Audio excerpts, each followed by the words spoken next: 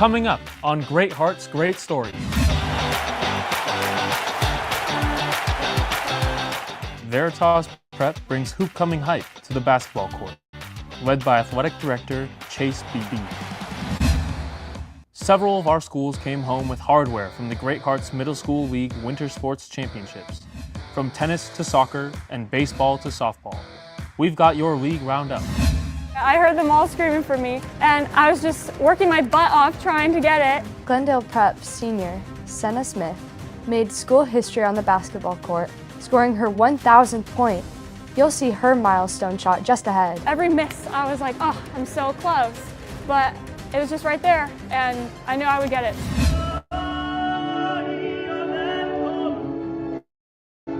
And Veritas Prep brings Victor Hugo's masterpiece to life in a stunning production of Les Misérables to sold-out crowds. Watch how these high school students successfully took on this ambitious musical.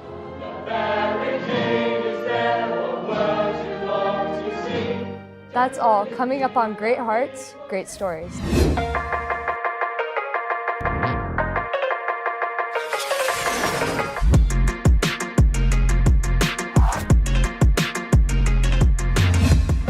Welcome to Great Hearts, Great Stories, our monthly student newscast. I'm Alicia Mora, a student at Cicero Prep.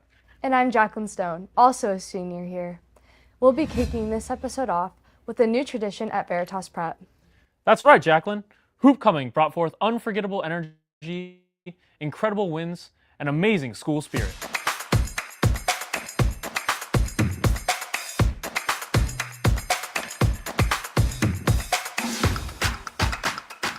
So hoopcoming is relatively new in recent years. I got to witness hoopcoming for the first time last year, and even in my role, I was absolutely blown away by the support of the entire Veritas community. So Spirit Day to start, students show up wearing their spirit gear to school, and they get to show that they're part of a team or they're supporting a team. And then towards the end of the day, we have our Winter Sports Pep Assembly, and that's a really great opportunity for our student athletes to participate in games and compete against each other, have some fun while all the other students are there as well and showing support and just having a great time and showing their spirit for Veritas.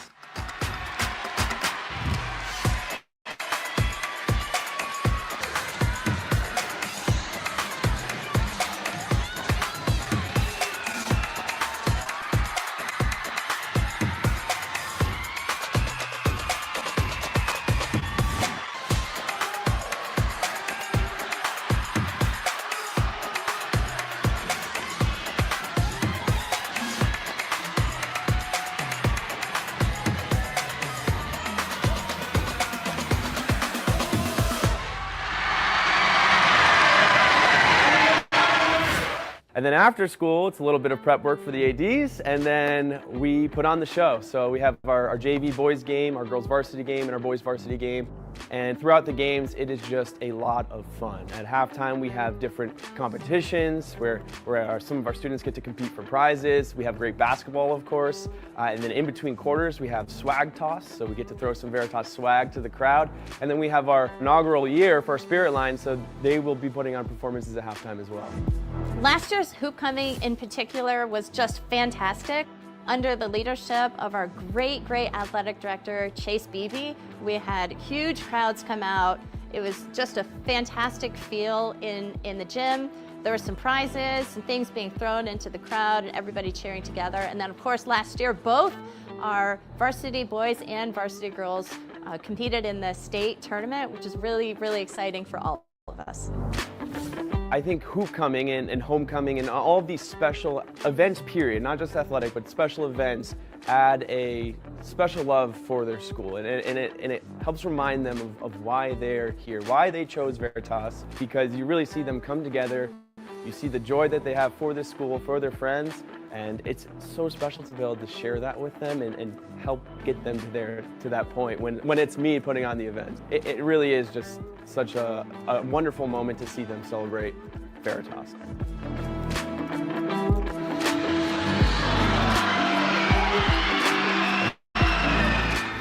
Before the school day begins, Scottsdale Prep students are already hitting the weights, building strength, endurance, and focus in the new 0-hour weight training class.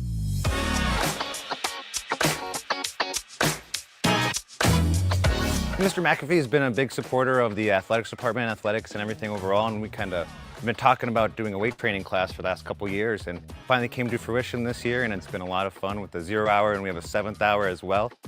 It's a 4-credit class for the first time, and it's been a great experience so far.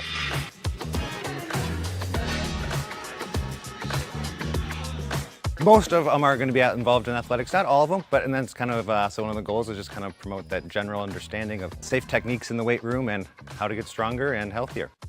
We have classes capped at 30, and we've been full in each of them. We want to make sure kids have that onus to actually make sure they keep on coming and have that responsibility that this is for credit. So the weight room's still in progress, so we've been making some adjustments here and there, and then we got it all finished here about September. So I think it's the best way to get your mind going in the morning too, getting your body going, get some mind going, and then hopefully you're wide awake for that first period class.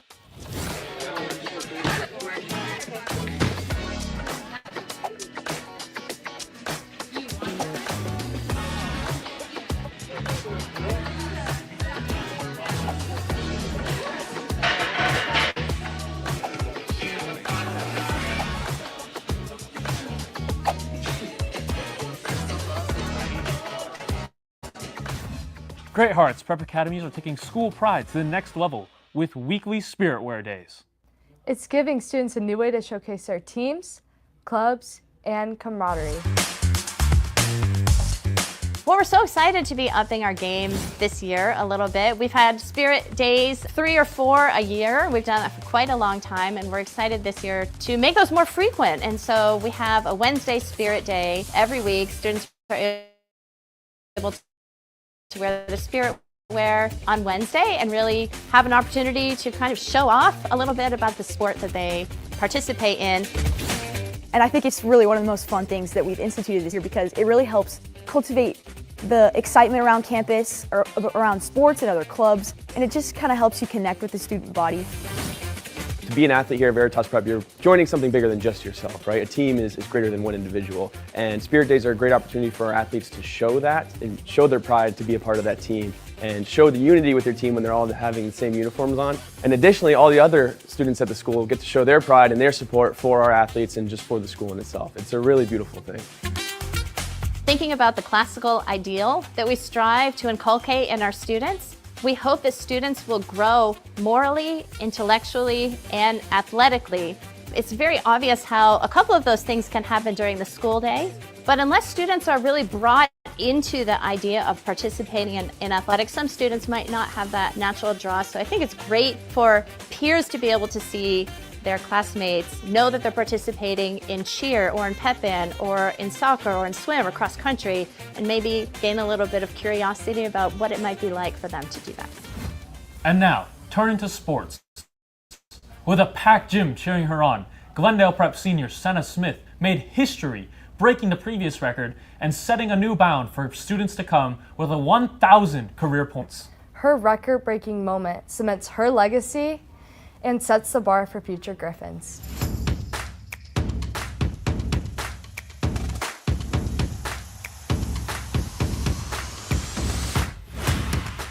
I'm Senna Smith. I'm number 23 at Glendale Prep, and I just scored my 1,000th career point. Ever since I found out that that was even achievable for me in high school, I've been working for it. I just had 10 points left when I came into this game, and I knew I was going to hit it. It just depended on when in the game I was going to hit it, because I knew I would get it today. And I wanted it to be a home game because I knew all these people would be out here to support me. Every point I scored in the game leading up to it, I heard them all screaming for me. And I was just working my butt off trying to get it. Every miss, I was like, oh, I'm so close. But it was just right there, and I knew I would get it.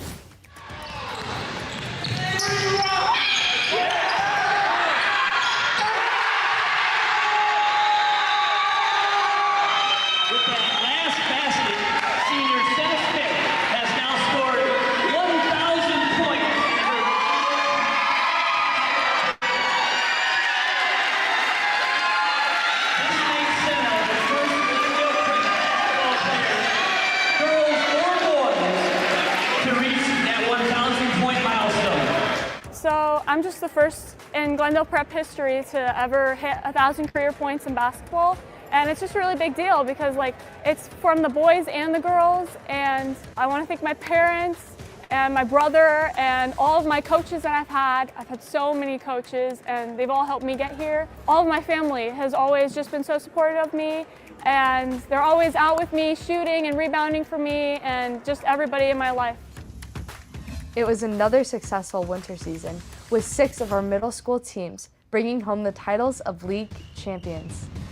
Led by strong 8th grade leadership, Trivium Prep's softball team embraced confidence and determination to secure their championship victory. Making school history, Glendale Prep's girls soccer team overcame every challenge with resilience and teamwork to win their first title. Fueled by grit and belief in each other, Veritas Prep's boys soccer team battled their way to a well-earned championship win. Defending their title, Scottsdale Prep's baseball team showcased skill, strategy, and sportsmanship to repeat as champions. And with discipline and teamwork, Veritas Prep's boys and girls tennis teams dominated the court to claim the overall team championships. Game, set, match. Veritas has an 8th grader who is reigning queen of the court, dominating the Great Hearts Middle School Championships for 3 straight years. I started playing when I was about 6 or 7 at my country club. I mainly joined the tennis team at the beginning because I thought it would be a fun experience. Tennis is an individual sport, and as a team I just had more fun, and it really made me enjoy tennis a lot more. Nationally, in singles I was ranked 154, and for doubles I was 76 nationally. In the Southwest, I believe it includes West Texas, New Mexico, and Arizona, and I finished 5th for singles, and I was 2nd in doubles.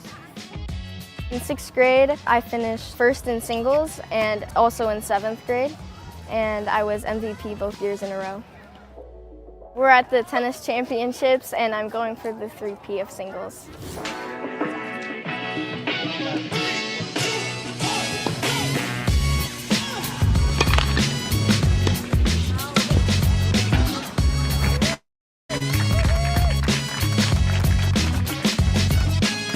Champion in girls singles 1, we have Harper from Veritas.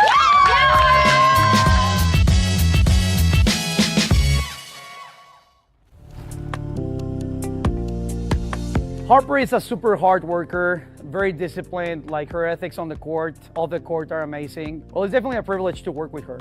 Everything has been working great for the last year, I would say, and we're trying to find consistency and make sure that we can reach to like her real level, which is pretty high. For the last year, we have been working on improving her game, giving her more variety, more weapons. That way we'll be able to find a different level, reach a different level. Harper is a pretty aggressive player. One of the objectives with Harper is to get her to use her forehand more during matches. This meaning running around her backhand a little bit more, using her inside-out, inside-in shots. We're trying to also develop more weapons in terms of like using a slide, using some drop shots, coming to the net more, just to make her more a complete player. Her goal is to play D1 college, so that's the objective, and I totally believe it's something we can achieve. At first I wanted to be a pro tennis player, but now that I realize that it would take a lot to be a pro tennis player, such as like homeschooled, and I really enjoy going to school and full time, so now I'm thinking D1 for sure. Tennis, if you're playing singles, it's individual, and you can obviously get very wrapped up in the game and frustrated, so I would just stay calm and be positive.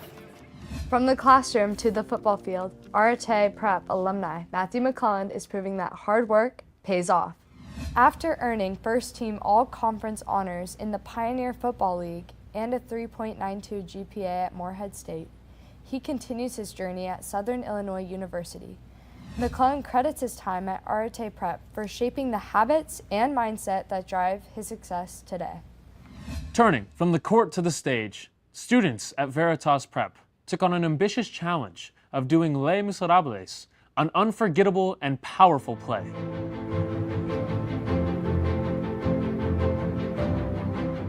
This has been a musical that the kids have been asking to do for many years. It was a big leap of faith, and there were many nights where I woke up in September and October going, how are we going to pull this off?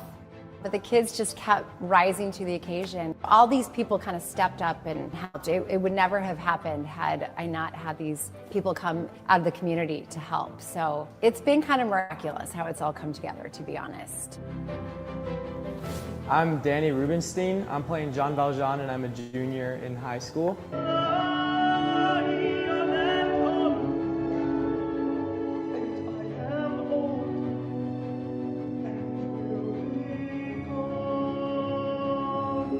Basically everyone in France is like starving, they're poor, and the rich don't want to help. They're the aristocracy, they think they're above everybody, and so there's revolution going on. Besides that, there's a man who was convicted of a crime that he didn't commit, or that he did commit, but he's redeemed himself as a person, and he sort of interacts with this whole revolution throughout the story. The whole play is sung, there's no speaking lines, so it's all music, and there's just so much of it, and it's much longer than most musicals. It was fairly difficult, but I think we did a pretty good job.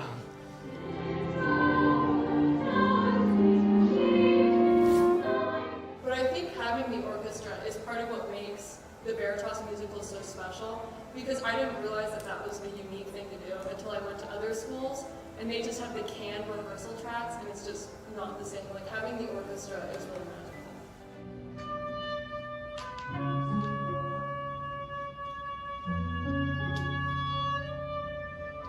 So we have professionals just from the community that we have connections with, and they're fabulous. They're absolutely fabulous. And the kids just, you know, the first time they had rehearsal with the orchestra, it's so exciting for them.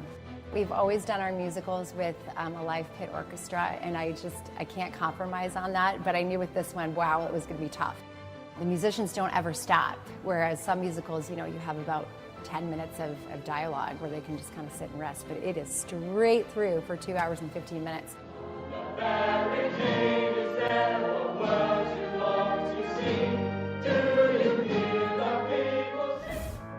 I realized how much fun it is. Like with choir, you're sort of almost subdued a little bit. I don't want to say like that too much. That has a negative connotation. It's good for choir, but for musical, you get to really shine. You're allowed to be yourself and be loud. And so I think that's part of the magic of musical. It's like you get to be yourself instead of kind of being more part of a group.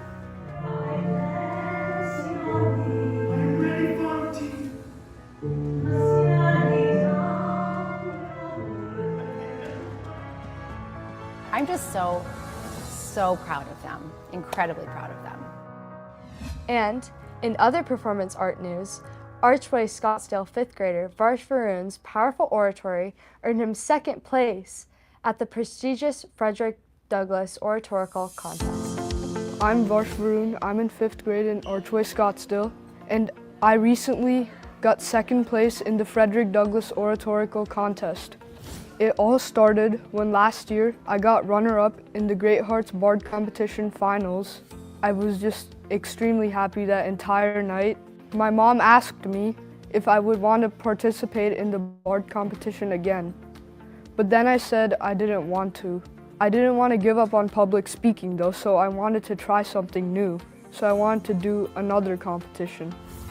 And my mom found this contest, which was conducted by the National Park Services, and it was called the Frederick Douglass Oratorical Contest. When I saw this, I was extremely interested. I was wondering whether I should go in this competition or not. And I asked her if it's in my age group, and she said yes. So I signed up. They gave me 5 speeches to choose from that Frederick Douglass has said before. I was thinking which one to choose from, so I chose What to the Slave is the 4th of July, a speech he delivered in Corinthian Hall, Rochester, New York. After that, they said the speech should be around 4 to 6 minutes. I chose a specific part of the speech, the conclusion. And I chose the conclusion because it powerfully encapsulates how Frederick Douglass opposed slavery and features William Lloyd Garrison's triumph of freedom. So then the day came. I was so excited to say my speech. And there were around 12 judges and a National Park Services officer watching me. And once I was done, the National Park Services officer gave me a really good feedback I really liked what he said back to me. Like, he really liked my speech. And I told my mom this, and I was really looking forward to seeing what the results were. After 2 weeks, the results came. They said I got second place. When I saw this, I was so happy. They said they'd even deliver me a plaque. And they also invited me to Frederick Douglass's Cedar home in Washington, D.C. on the 5th of July, and I'm going with my family there. Midterm progress reports and open gradebooks are being piloted in our schools. Learn how they're keeping students on track and keeping parents in the loop. Open Gradebooks is a new initiative here at Great Hearts, and Cicero Preparatory was one of the academies that started with a pilot this year. So our goal was really to open them up and start to see how it's working for faculty, how it's working for students and for parents, and then refine it a little bit more to really be able to launch it to more academies. My daughter happens to kind of keep track of what she's doing, and she's somebody that likes to know where she stands, and so the fact that we can track things and know exactly what's missing, exactly where she stands, what she needs to do to get better, and show her to where she is along the way really allows her to be able to gauge her progress and not feel like she's kind of in the dark as to where her schoolwork is, and always wonder if she's falling behind or if she's caught up. And I think that it helps her gauge her progress from beginning to end and not necessarily having to rush at the end and not necessarily feeling lost along the way. In October, our whole family was hit with walking pneumonia, and my sixth grader, my son, missed a week of school. And because of the access to Power School, I was able to kind of give that power back to him and say, you know, let's look at what you're missing. And because of the teachers doing their due diligence to keep track and, you know, keep the gradebook up to date, my son was able to look back and say, okay, this is what I'm missing. And then he was able to go and have really honest and healthy conversations with his teachers to be able to make up those assignments. I do think it's a success because I would say overall the teacher morale is higher. They also feel like their conversations with students can now be about particular things in their classroom versus what did I get on that quiz. And now they really have a lot more support from the parents as well, because parents have the information they need to support their student, and so it's really allowed us to continue to be a very relational educational model. And then on the student side, especially for the high school students, they also have access. It's allowed them to take responsibility, and I think feel like they have more agency in how they're doing at our schools. Exciting news! Great Hearts Christos Gilbert is moving to the Redemption Gilbert campus this August. The new campus offers spacious classrooms, a large chapel, and beautiful outdoor areas. A great place for a wonderful learning experience. Hello friends, we are so excited to talk with you about our new campus for Christos Gilbert. We are locating to Redemption Gilbert campus this August of 2005.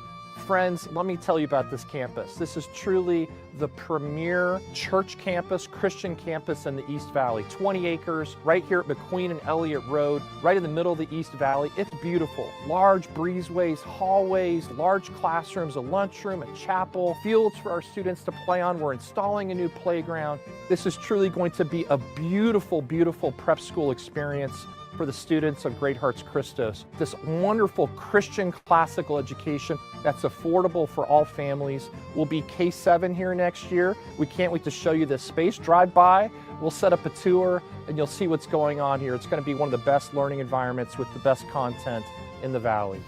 This has been my prayer for many, many months, for God to expand the territory of Great Hearts Christos. From our first year, I always knew that this was a very special school created by God, and I feel strongly that our children deserve a larger space. And so Redemption Gilbert is answered prayers, and I'm glad that God truly answered our prayers. We do have a larger chapel now where the kids can worship the Lord. This is something that we're really very committed to. We also have a lunchroom larger than what we used to have. The classroom sizes are a little bigger than where we're coming from as well.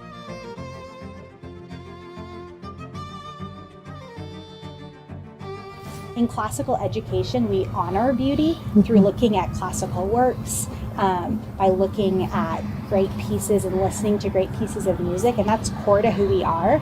And the ability to match that beautiful curriculum and that focus on the true, good, and beautiful through such a beautiful campus where students can come, they feel welcomed. There's big hallways that we can display classical artwork on, and they have the ability to experience that beauty that God has surrounded us here, even in the large field and the trees. We're just so thankful for that in this new campus. Athenaeum offers a unique after-school learning experience. At Great Hearts Invictus in Texas, Athenaeum provides a perfect balance of academics, community, and recreation for K-5 students. Athenaeum is an extension of the school day. We really try to reinforce that curriculum that they are using during the day, so that Socratic classical approach. We are also helping them with their Spalding, with their Singapore math, and then we also have our curriculum, our lesson and activity. Every month we have a new theme for our activity and lesson. This month we're focusing on Russia and Eastern Europe. So today for activity we read a little story about a babushka doll. Babushka is Russian for grandmother. So for activity today, they're making their own little babushka dolls by painting little wooden dolls, and they're decorating them and just creating their own little doll while we went over the story and the morals of the babushka doll and the little girl in the story. Athenaeum is really fun, and we get extra time at recess, and we get to do our homework, and we get to do fun activities. It also lets our parents save a lot of time, so they don't have to come all the way over here and pick us up when they're working. We do have Athenaeum teachers that are in the classrooms with those scholars that have already gone through that training of the love and logic approach, as well as learning those different virtues so they can use that virtuous language in the classroom. A typical day in the Athenaeum program looks like we pick up the scholars from their classroom, we go outside, typically on the playground depending on weather, have snack time, they get their wiggles out, get to talk with their friends, and then we go to a more structured part of the day in the classroom where they knock out their Spalding and their independent homework. Typically it's math, sometimes it can be other subjects as well. I really want to encourage parents that are considering signing up for the Athenaeum program to sign up today. We have many affordable and flexible options that can fit any after-school family needs. At Great Hearts Roosevelt, one teacher is taking classical education to new heights, literally. This educator practices the ancient art of falconry, training his majestic hawk with patience and discipline. Hi, my name is Steve Laconis. I'm the 3rd through 5th art teacher here at Archway Roosevelt, and I'm a falconer. Falconry is the art and sport of catching live game with trained raptor. That's pretty much it. You've got to hunt with your bird, otherwise you're not doing falconry. A lot of people call hawks and eagles and falcons birds of prey, and technically they are. An eagle, a hawk, or a falcon is better termed raptor because they have that sharp beak for tearing, and they've got these talons and these feet that add the pressure. It's the feet that make a raptor actually a raptor. Also, another clarification, I have a hawk, not a falcon. This is Jax. He is a 3-year-old male Harris hawk, and he hunts mainly rabbits. I don't remember the exact day or time or year that I actually got into falconry, but I know I was a little kid. I know I went to the bookstore and I saw a book on falconry, and that was kind of what got me going. And as I got older, I went to falconry conventions or falconry meets where falconers will bring their birds, and then I started going out with other falconers on hunts. You've got apprentice, general, and master. Those are the 3 classes of falconers. So obviously apprentice, that's your 2-year apprenticeship. I'm just kind of roughly starting my general falconry, and that's for 5 years. And then after 5 years, you become a master falconer. So these were the first days of training. They train very quickly. There's a lot of that. He doesn't know, right? He's a wild animal. He doesn't know I'm not going to eat him. And so for the first week or 2, a lot of that. You basically, you sit with him for hours on the glove, watching TV and just relaxing. The next step is to get him to eat off the glove, and then once he eats off the glove, then you can have him start jumping to the glove, and then do the creance training, and then free flight. Oh. There we go. So now he's waiting for the trade-off. He's really getting lucky today because he's getting a lot of food today. So I put my knee on a lot of it here, all right, and and then that's the trade-off right there.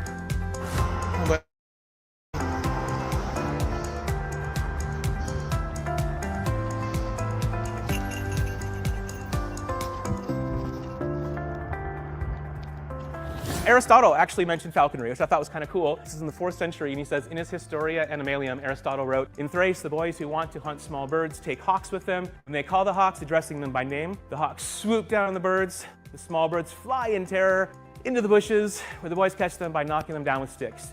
When the hunting finishes, the hunters give a portion of all that is caught to the hawks." So Marco Polo, when Emperor Kublai Khan goes thus a-fowling with his gerfalcons and other hawks, he is attended by full 10,000 men. That's huge. And no wolf is able to get away from them.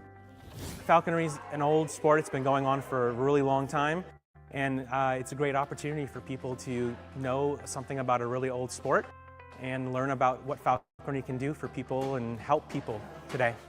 The 2025 National Symposium brought together educators and scholars for an exploration in this year's theme, Cultivating Wonder. Attendees were renewed in their mission to ignite wonder and a love of learning for future generations. Well, I've worked for Great Hearts for 9 years. And before starting with Great Hearts, I had zero experience with classical education. I didn't even know what a classical education was. So through the years, I have been immersed in this experience, and it has reawakened my love for learning. I now feel like I am that lifelong learner that we want all our students to be. And that's one of the reasons why I wanted to come, because I'm still learning what it means to be a classical educator. I have had a blast. I have had a chance to reconnect with people I haven't seen in a long time. My name is Anna Rocha, and I'm here with San Luis Obispo Classical Academy from California.